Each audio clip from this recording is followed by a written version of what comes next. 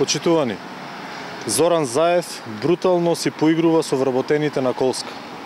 Заев на средбата со вработените на 27 јули им вети дека за една недела ќе им ги исплати платите кои заостануваат. Поминаа 2 месеци, пари ниту еден вработен не виде. Македонија се враќа во транзицијата на СДС, каде фабрики се затвараа, а работници штрајкуваат. Заев безочно излаже.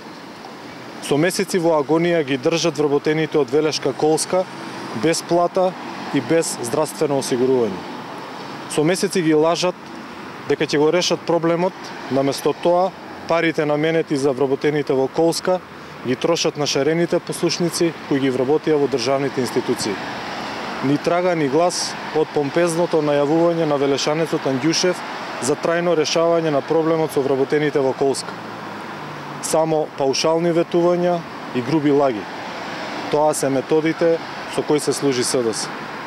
Владата на Зоран Заев и Кочо Андјушев ја стопираа постапката за приспојување на Колска кон Македонски железници транспорт, која беше пред завршување и ги оставија на милост и немилост вработените. Дали вработените и нивните фамилии ќе чекаат уште една година на милоста на Зоран Заев и Кочо Андјушев. Но така е секогаш кога СДС ветува за Колска. Денес вработените ги лажат Заев и Андјушев, а претходно истото го правеше и Јаце Коцевски, нивниот вечен кандидат за градоначалник. Додека министрите на СДС си прават тендери за пијалоци и бадеми, вработените молат за исплата на заостанатите плати.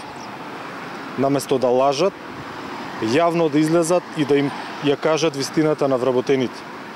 Неспособното СДС уште еднаш докажа дека не им е гајле за граѓаните. Единствено им е гајле како да се збогатат, додека индустријата тоне, економијата остварува негативни резултати, а граѓаните се посиромашни. Ова ли е животот кој што го ветувавте? Ова ли е зборот со кој се фалите на вашите медиумски мегафони? Заради лагите кои што ги ширите, казната ќе ја добиете на локалните избори на 15 октомври. Благодарам.